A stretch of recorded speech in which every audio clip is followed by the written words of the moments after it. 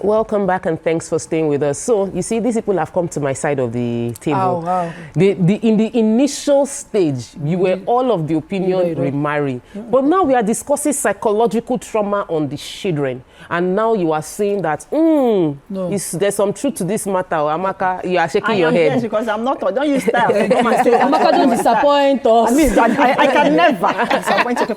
Don't use style now to come and coin it and look like that we're on your side. We are not on your side. We're just saying that when it comes to kids, teenagers, right, let's differentiate things. And then let's also not look at just the bad aspect of remarrying. How about the good aspect of, most times, some men don't know how to grieve. Some children don't know what to do with themselves when they lose a parent. How about that you're fortunate to marry a good person, whether male or female, that comes into the home with maturity and puts everybody together. There are situations where it was the new husband or the new wife that now came and created emotional stability within that home. And see, like my sister's very close friend, when she did her wedding, we did not even believe that her stepfather is not her father. You see? The car, everything, that's in the way they love him and stuff. Do you understand? It depends in this life, whether you're remarrying or remarrying, we pray to mate with a good person. A kind person. That's the prayer. So you cannot pick or choose. Sometimes, like you say, people pretend or people don't pretend. Sometimes they have witches and wizards, people that are plotting or whatever.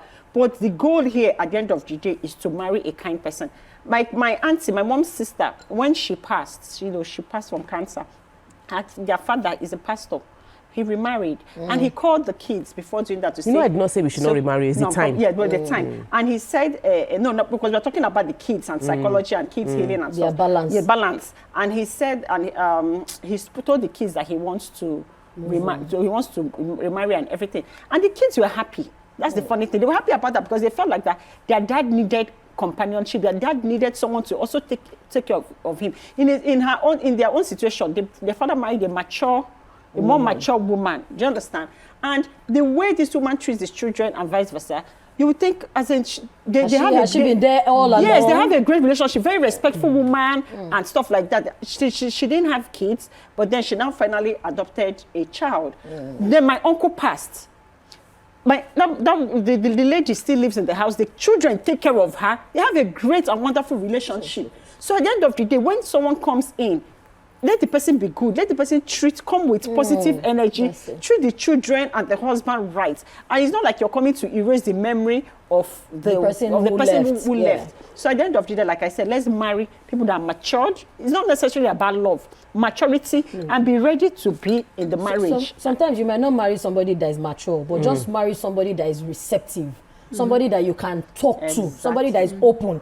Because most times we also look at it in the aspect that, okay, because of the children, some people remarry basically because of these children in quotes. And these children, at the end of the day, they might not cooperate with either the man or the woman. Now, it takes us back to the fact that, okay, why did you remarry? If we're looking at children, like Tope said when we were on break, you look at children, you look at teenagers, then you look at adults. Some adults can cope, and some adults can be very edgy.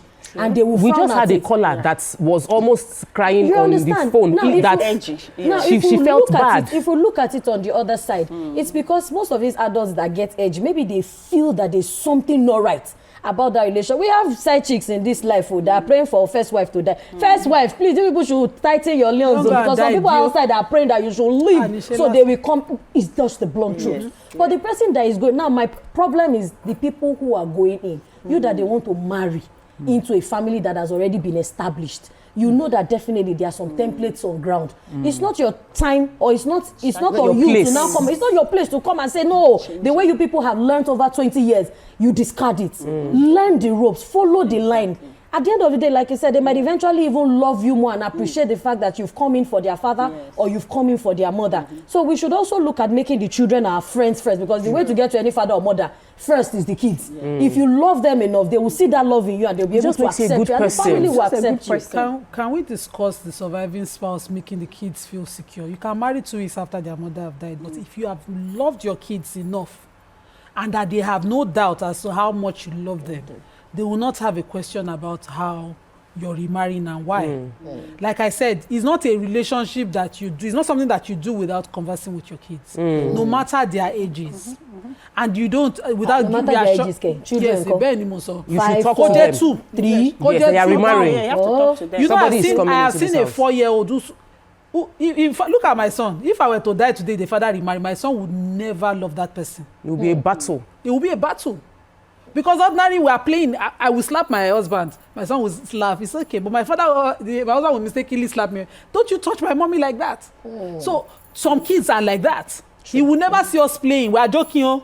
I will do my own. Say, it's just mommy. My husband will say, didn't you see your mommy now?